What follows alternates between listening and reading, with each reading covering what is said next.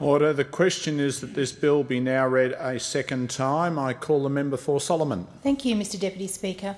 I rise to speak on the Veterans Entitlements Amendment Bill 2011. This bill gives effect to a number of Veteran Affairs 2011 budget measures that will firstly create a prisoner of war recognition supplement, providing $500 a fortnight payment to former Australian prisoners of war.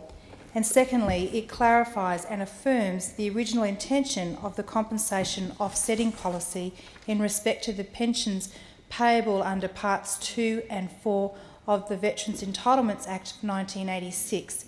And thirdly, Schedule 3 rationalises temporary incapacity allowances for veterans. Reviewing the measures in more detail, specifically Schedule 1, the Prisoner of War Recognition Supplement, under this measure, from the 20th of September this year, former Australian prisoners of war will receive a $500 payment each fortnight from the Australian Government. This payment will be made to former military personnel and civilians alike who were interned as prisoners of war during either World War II or the Korean War. These supplement payments will not be taxable and will not affect a former prisoner of war's present access to income support via the Veterans Entitlement Act of 1986 and the Social Security Act or compensation payments under the Veterans Entitlement Act of 1986. Mr Deputy Speaker, there are over 900 Australians known to the Department of Veterans Affairs as ex-prisoner of war. All of these will automatically receive the payment from the 6th of October this year. Mr Deputy Speaker, the Coalition has a strong record of providing assistance to Australia's ex-prisoner of wars. In 2001, all former Japanese POWs received a $25,000 tax-free ex gratia payment from the Australian Government. And in 2003, former Korean POWs received similar payments, as did former German and Italian POWs recognised in 2007. This additional supplement payment is welcomed by the 900 plus ex-Australian POWs and their families who are eligible. And as I indicated earlier, Schedule 2 of this bill seeks to clarify the operation of compensation provisions under the Veterans Entitlement Act of 1986. Compensation offsetting is a long-standing principle under Australia's repatriation system. The fundamental principle to this system is that payments of compensation are for incapacity. Now, the Coalition believes that the changes proposed by this schedule should be investigated by a Senate committee. We will seek to refer the bill to enable the ex-service community the opportunity to have a say and provide input into the proposed changes. And finally, Schedule 3 of the bill rationalises the manner in which incapacity payments are to be paid in accordance with the Act. The changes provided by this bill removes the temporary incapacity allowance. In place of receiving this payment, the veterans will be entitled to seek access to the loss of earning allowance, or LOE, an allowance paid when the veterans accrues an actual loss of earnings as a result of hospitalisation or treatment of accepted disabilities or illness. The Coalition is not opposed to this rationalisation and calls on the Government to ensure that the changes are appropriately and effectively communicated to the veterans and ex-service community. Mr Deputy Speaker, a further issue I address relevant to the bill is that of the Anzac Centenary. Unfortunately, no money was provided in the budget for the commemoration of the Anzac Centenary, a point which I find deeply disappointing. So I ask, when will this Government make a firm financial commitment to the Anzac Centenary in 2015? The significance of this centenary cannot be understated. Communities looking forward are beginning to plan for this most important national commemorative event, requiring certainty in terms of funding and the levels of federal support. Mr Deputy Speaker, I have on a number of occasions in this House mentioned the commemorative services held to mark the 69th anniversary of the bombing of Darwin in World War II. The bombings are a very significant event in the history of Darwin, the Northern Territory and indeed Australia.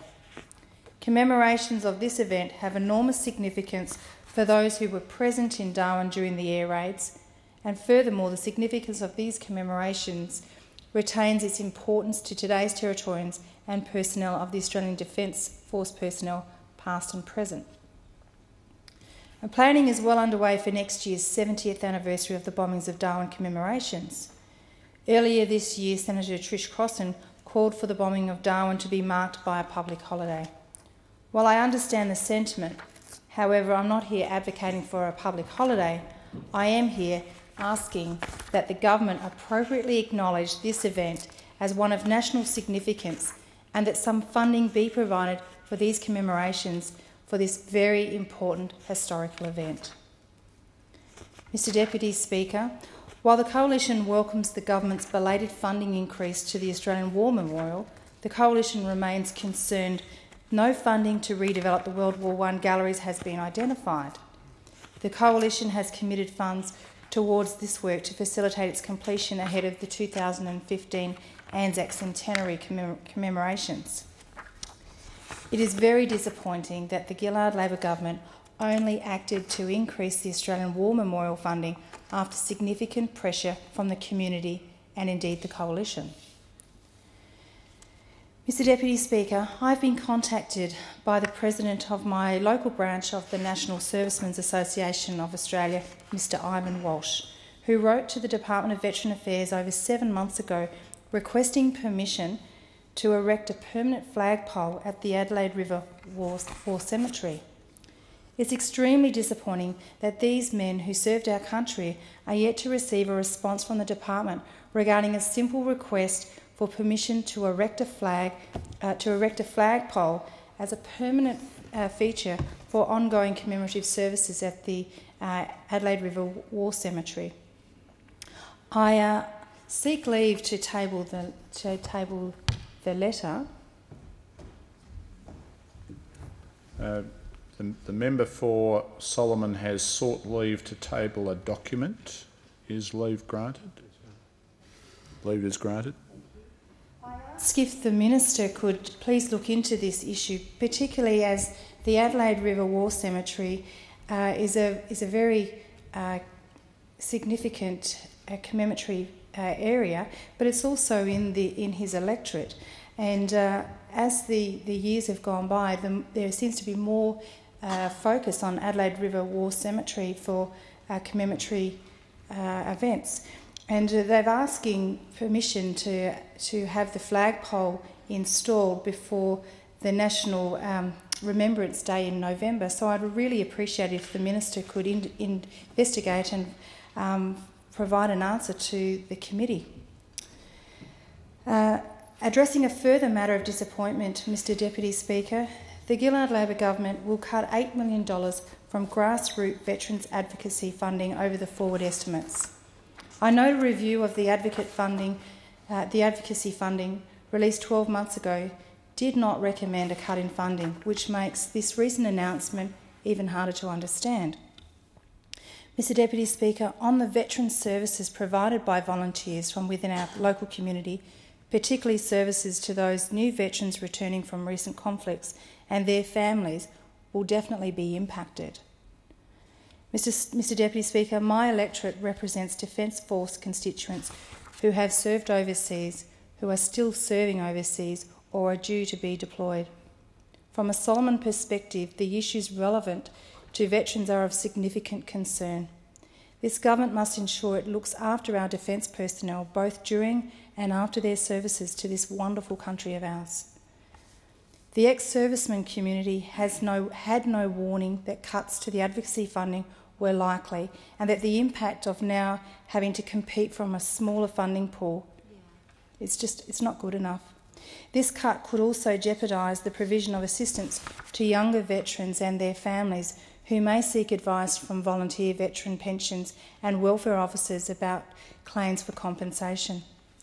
Now, Mr Deputy Speaker, as I mentioned earlier this year in this place, the Coalition remains the only party in the Parliament committed to military superannuation reform. Mr Deputy Speaker, I would like to take this opportunity to touch on the Defence Force retirement and defence benefits and the DB fair indexation. The Labor Party and the Greens stand condemned for their failure to support the Coalition's bill to provide fair indexation to DFRDB and DFRB. So, Mr Speaker, it's simply not good enough. The Coalition believes that the current indexation arrangements are unfair. The opposition of the Labor-Greens alliance means that the only way to deliver these reforms is with an election of a coalition government. Finally, Mr Deputy Speaker, I would like to reconfirm comments made earlier by my colleagues in this place in that the Coalition is committed to Australian veterans. Thank you, Mr Deputy Speaker.